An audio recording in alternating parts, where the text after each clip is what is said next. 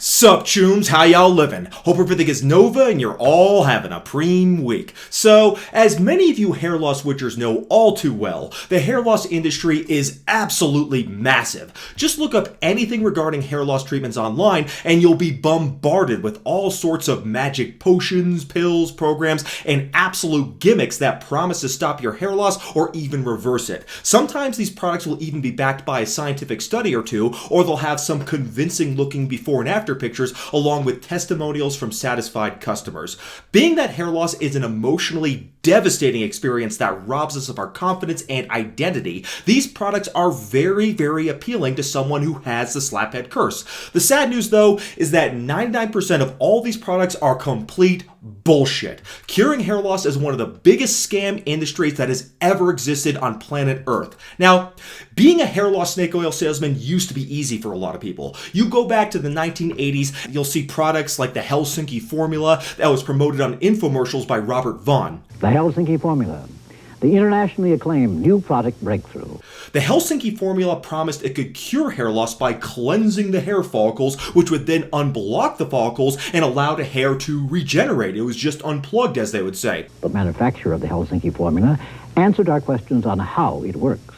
It cleanses the tissues around the follicle, and often when that happens, the follicle's allowed to regenerate. It's just unplugged. The reality, though, was that this product was nothing more than a fancy, overpriced shampoo, and it didn't do anything to stop hair loss whatsoever. But back then, we didn't really have anything to stop hair loss that was available, so if you were losing your hair and you were desperate enough, you might decide to buy it anyways. These days, though, scammers and hairline fraud sales, they don't have it so easy because there are two legitimate FDA-approved products for hair loss that are clinically proven to work and on the market today. You, of course, know these as finasteride and minoxidil, which are both fantastic treatments for hair loss. So, you'd think that the existence of these two effective products would be more than enough to shut down all of these hairline fraud sales and con artists. I mean, after all, how could their fake hair loss treatments possibly compete with real hair loss treatments that are widely available to consumers today? It would be like trying to imagine a Citroën Ami beating a Tesla Model S Plaid in a drag race. But on the contrary,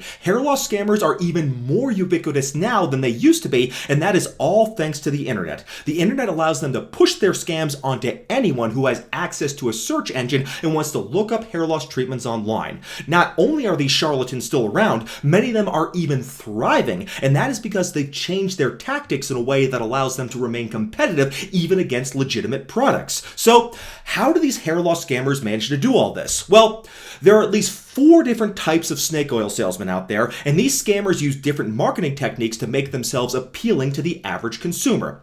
The first type of scammer is the fearmonger. The fearmonger knows his product has no chance of being able to compete scientifically with actual FDA-approved products. So, rather than trying to convince consumers about the validity of what he's selling, he'll try to convince you that the alternative is far, far too dangerous to even consider.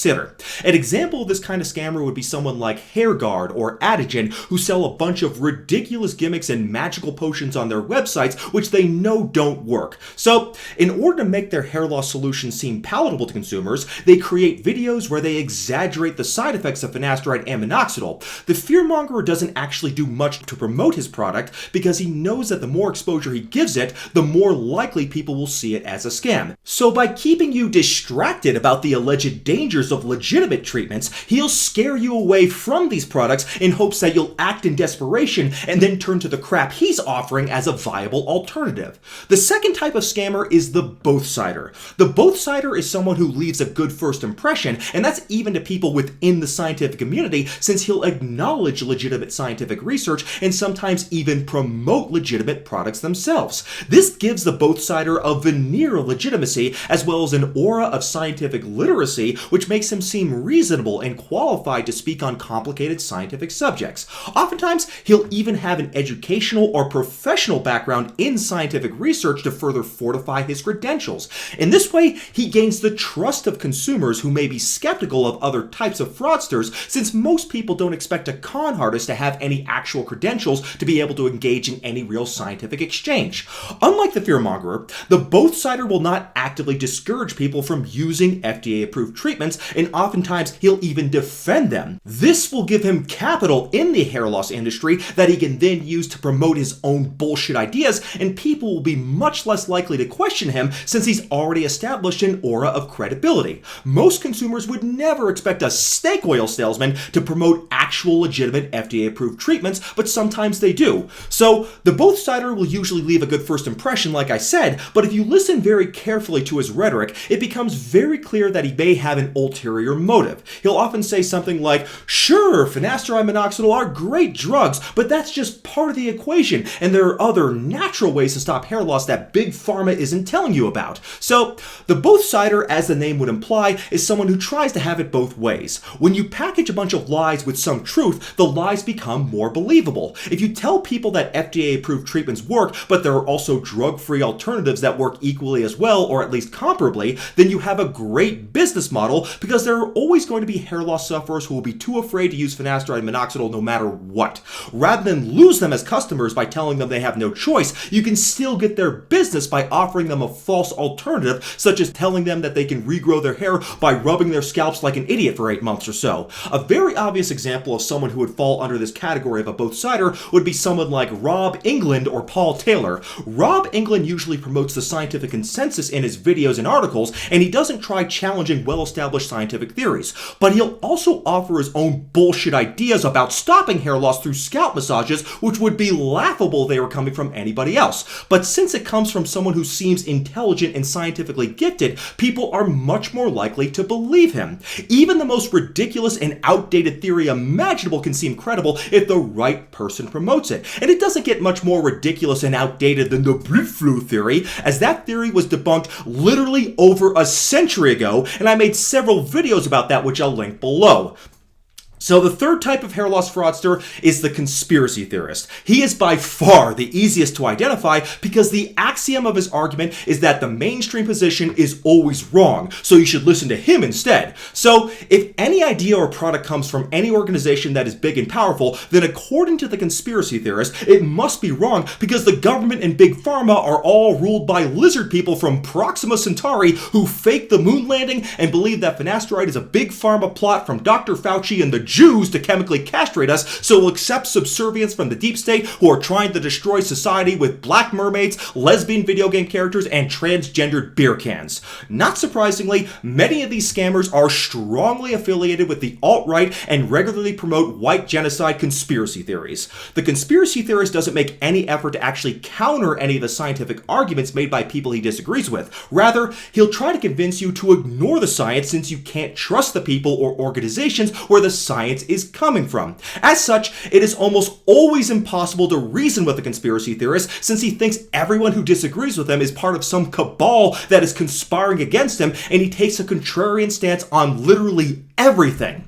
A classic example of a conspiracy theorist would be someone claiming that the government and big pharma already have the cures for various diseases like cancer, diabetes, and hair loss, but they're covering them up for the sake of profit to keep us under their thrall. He'll then claim that he has the real truth about hair loss that big pharma doesn't want you to know about, and that real truth is usually something found in some shitty book or program that he so conveniently just happens to be selling, and that book will tell you that you can cure your hair loss by going on the carnivore diet or by taking aspirin or some stupid shit like that. A famous example of a conspiracy theorist within the hair loss industry would be someone like Hans Amato or Danny Roddy, as well as the whole Ray Peat forum that's ruled by a guy who claims that the way to cure hair loss is to rub DHT gel on your scalp.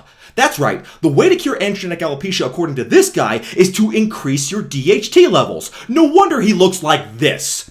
If you want a more in-depth explanation for all these type of grifters, I have made videos on all of them, which I'll link below. But there's one more type of snake oil salesman who is relevant to today's topic, and that is the innovator. The innovator is someone who may or may not dispute existing scientific research, but the premise of his grift is that the scientific community has been too conservative in their research on hair loss, and in their closed-minded zeal, they have overlooked other more plausible theories over the years. For example, I can go online on Reddit and say that I have examined all the research on hair loss and I managed to find some connection that the whole scientific community somehow missed over the decades, and through vigorous independent research, I discovered that I could cure hair loss using broccoli. I mean, You'd think that's the stupidest fucking thing you've ever heard, but it turns out that did actually happen on the hair loss subreddit called Tressless, and it turned out to be the most popular post of all time in that subreddit's 12-year history. So, that just shows how powerful a new idea can be in a community that is desperate for anything new.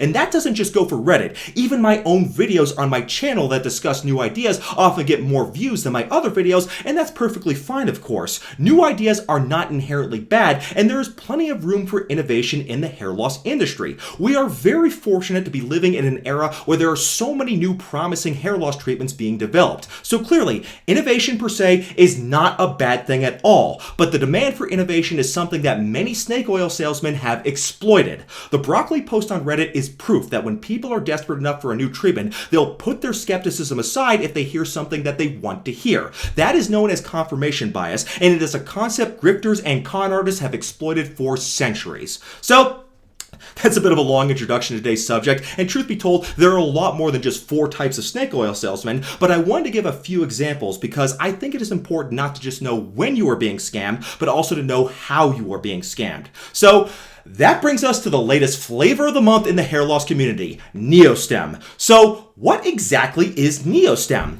Well, here's their website.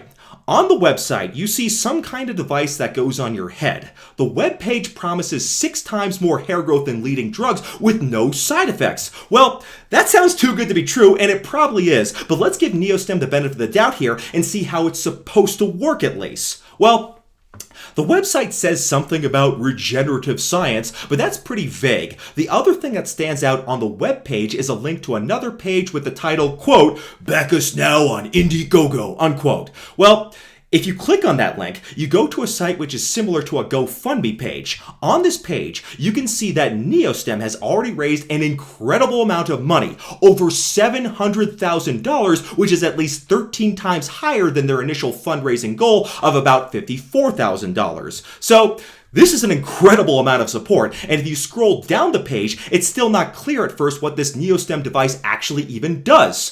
Here is a picture of some of the features of the device.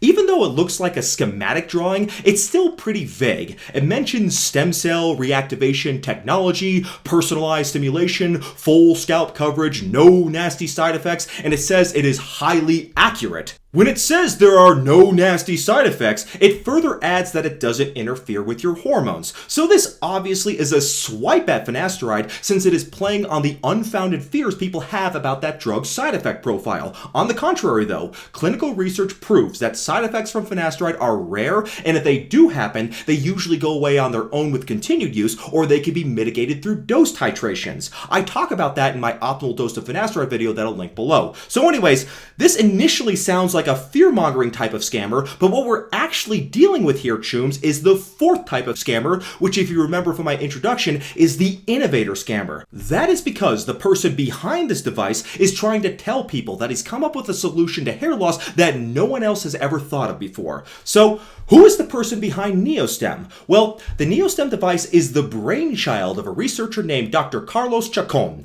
The Neostem device itself emits an electrical field that bathes the scalp with electricity, and this is supposed to somehow promote hair growth. So, it's kind of like a wearable version of one of those static electricity balls that your science teacher showed you in the 2nd grade. But all kidding aside, what's the science behind this device? Do we really have a breakthrough on our hands, or is this just the next broccoli? Well, if you click on the science link on the Neostem website, you come to a page with a list of articles that supposedly represent the research behind Neostem, and many of these articles are co-authored by Dr. Chacón himself. However, it turns out that very few of these articles deal with electrical stimulation of the hair follicles, which is pretty surprising since that is supposed to be the mechanism of action behind this device. Instead, what you see here is mostly just a list of articles that Dr. Chacón has written or co-authored. It's what he would put on his CV or resume, but the majority of these articles deal with his research on stem cells, and they have nothing to do with the effects of electrical stimulation on the hair. So, Dr. Chacón definitely has legitimate scientific credentials, but I have to wonder why would he list a bunch of research and articles on the Neostem page which have nothing at all to do with this device.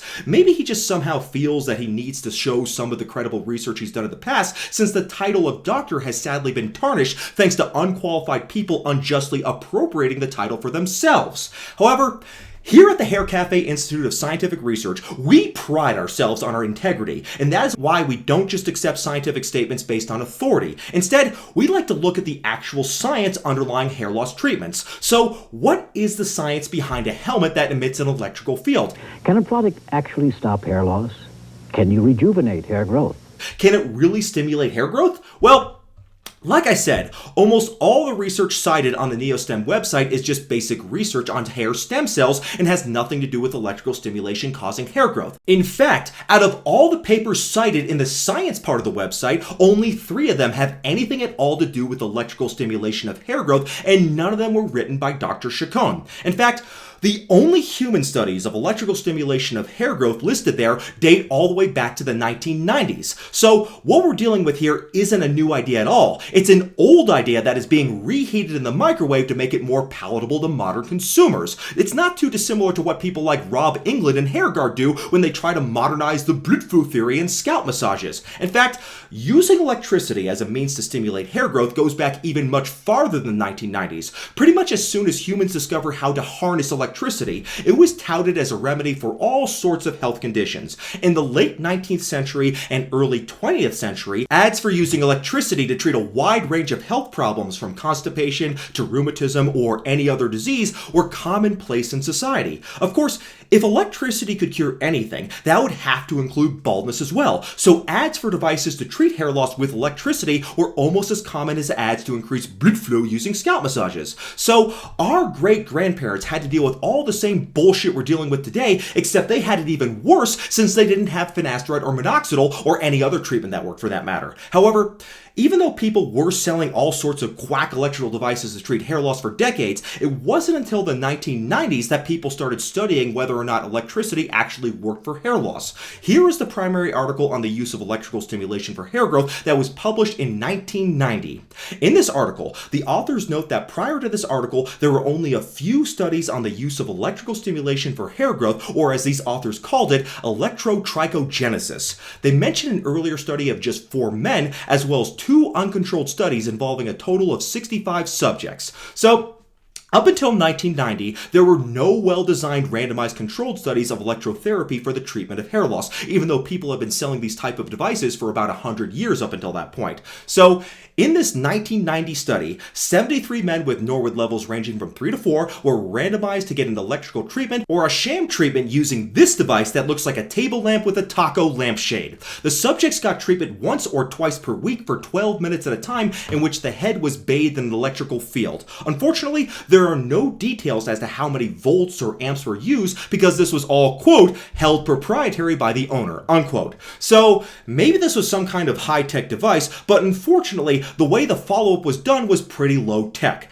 The investigators used a magnifying glass to count hairs in a 1-inch circular area. A more modern approach would be to use something like a phototrichogram, which would provide more magnification and more accurate count than just a handheld magnifying glass. There are sadly other flaws in this study too. There was significant dropout during the study, so that only 53 out of the 73 men completed the study, which you wouldn't expect for a device that allegedly has no side effects. Worse than that though, the control group and the treatment group were not exactly comparable. The control group had a longer duration of hair loss and also drank more alcohol. Both of those factors might predict that the control would do worse than the treatment group, even if the treatment had no effect. We know that people who've had a longer duration of androgenetic alopecia are more resistant to treatment, and I talk about that in my Why Finasteride Stops Hair Loss Forever video, which is linked below. And even though it is not conclusive, there is some evidence that alcohol use might accelerate hair loss too, and I'll link my video on that also.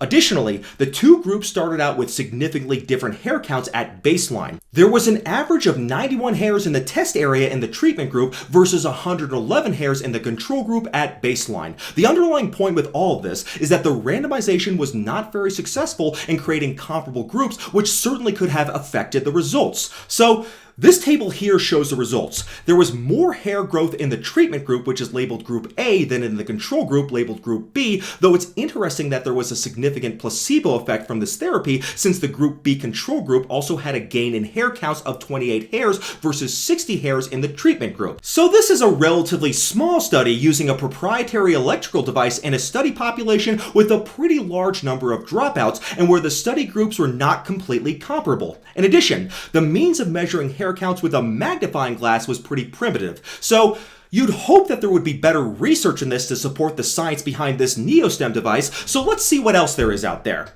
Here is another study from the same group published in 1992.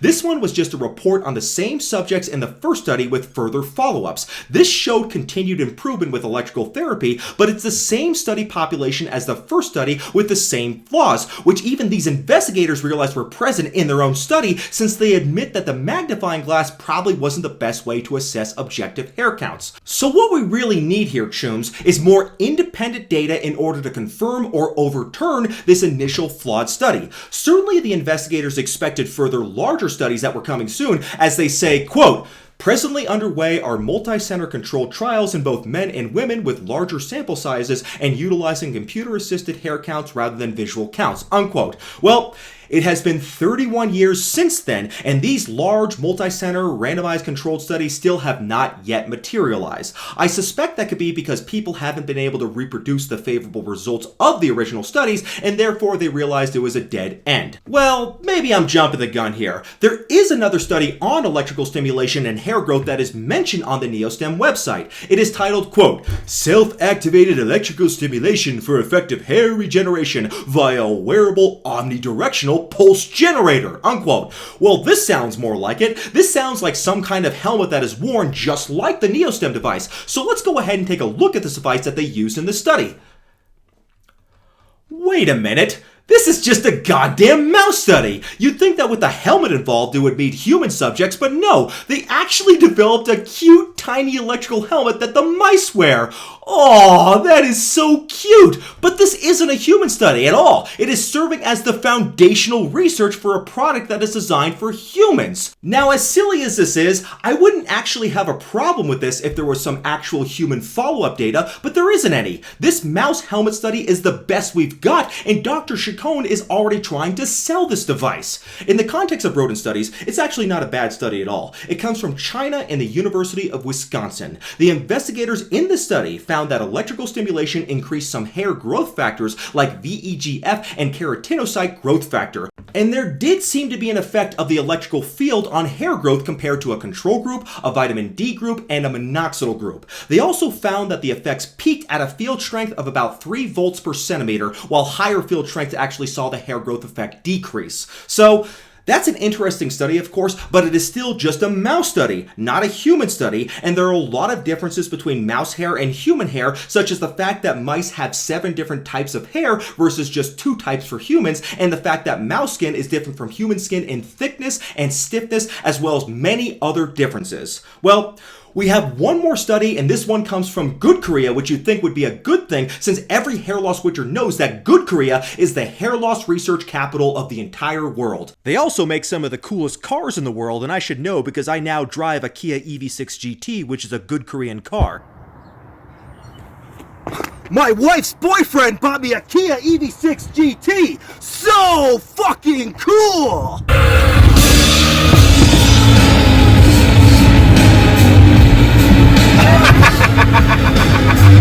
Holy shit, that's fun! But this is yet another basic research study, this time using cultured human hair follicle dermal papilla cells and also another mouse model. This study showed that microcurrent stimulation with an intensity of 50 microamps can promote cell proliferation and can activate some growth signaling pathways like the WNT-Wnt pathway. The authors conclude that, quote, "Taken together, these results suggest that MCS with the intensity of 50 microamps might be a useful method for hair loss prevention and hair growth promotion," unquote.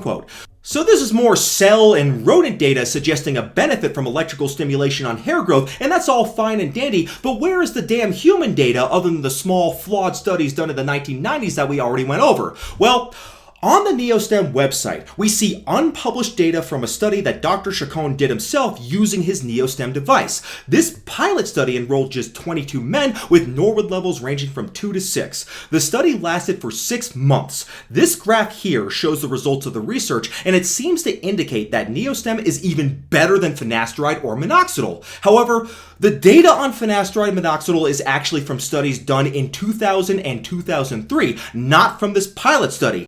Neostem was not directly compared to these treatments in the pilot study, so this is a completely unfair comparison because anyone can cherry pick results from the large number of previously done finasteride minoxidil studies in order to make it appear that their new treatment is even better. If you are doing a randomized control study comparing results of finasteride and minoxidil, you have to include finasteride and minoxidil treatment groups in the study in order for it to be a fair comparison. Just looking at the graph, you would think all the bars were from the same study, but they're not. There is just a small footnote that doesn't clearly at all explain that the finasteride and minoxidil data are from other older studies. In addition to this, there does not appear to be any control group in this tiny Neostem study. Remember in the old 1990 study, the control group also had hair growth over time, though not as much as in the treatment group. So this kind of graph greatly overestimates the benefit of this Neostem device, assuming it has any benefit at all. It's also absolute hyperbole and completely unjustified by the present data to claim that this treatment is 6 times as effective as finasteride or minoxidil. As I explained, Dr. Chacón did not include finasteride and minoxidil in his study, so we're dealing with an apples to orange comparison here, yet Dr. Chacón makes this marketing claim anyways because apparently integrity goes out the window when you're trying to make a profit. Also, testing only 22 subjects is way too few to conclude that there are no side effects from electrotherapy. I mean, just think about this for a second. You could do a study on finasteride that has just 22 people in it, and then you can conclude it has no side effects since there is a very good chance that nobody would actually get side effects in a sample size that is that small. Also, androgenic alopecia, you have to keep in mind that it is a long-term disease, and who knows what effect putting your head in an electrical field week after week over so many years could have on your overall health. When smartphones were new, there were a lot of people who were concerned about the long-term effects of the EMF field emitted from cell phones, and even though it looks like they are indeed safe, the Neostem device uses a higher intensity electrical field than what is emitted from cell phones, so it is theoretically possible that some of the concerns people had about cell phone use may actually apply to this Neostem device. Even if we are looking at this whole thing as optimistically as we possibly can, we certainly need better data than what Dr. Chacón has given us. Yet again, he's already trying to sell this device. That's not how things work when it comes to medicine. If you want to sell a new drug or product, you have to prove first that it is safe and effective. You don't sell it and then just hope for the best later on. So I think Dr. Chacón is being a little bit irresponsible here.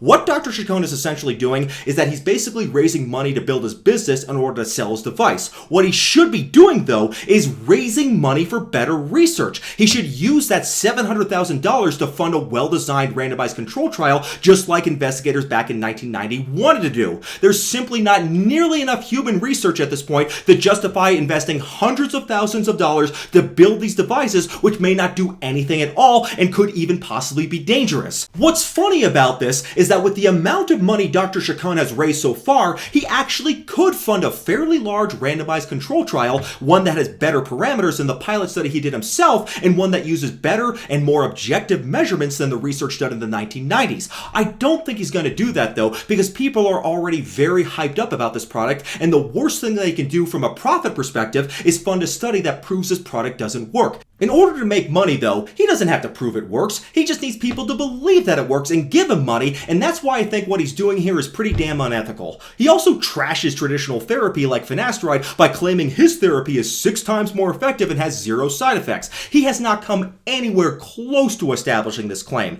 This is just a marketing claim. It is not a scientific claim, and it is absolutely embarrassing and shameful that a doctor would reach such a conclusion based on such a minimal amount of low quality data. So Dr. Chacón has a title and a research background that makes him appear trustworthy, but beneath that layer of credibility lies just another snake oil salesman. He's basically what would happen if Broccoli Boy from Reddit managed to raise $700,000. The funny thing is, Broccoli Boy did try to raise money, but fortunately I created a video exposing his bullshit and he's faded into irrelevancy, and I'll go ahead and post that video below. So, you may think I'm being a bit unfair here. I mean, after all, I've spoken about other upcoming treatments in a positive light, like S-Cube3, piralutamide, and GT20029, but it's important to know that the reason why I'm more positive about those upcoming treatments is that the manufacturers of these treatments are actually making sure that their products get subjected to proper clinical review before trying to sell them. Dr. Chacón, on the other hand, is putting the cart before the horse, and he seems more interested in building some multi-million-dollar big business around this Neostem Neostem device rather than doing the scientific research needed to prove whether his device can possibly even work at all and be safe. So the type of scammer Dr. Chacón is the innovator with a dash of the fearmongerer. He doesn't go completely overboard with the finasteride fearmongering the way Hairguard does,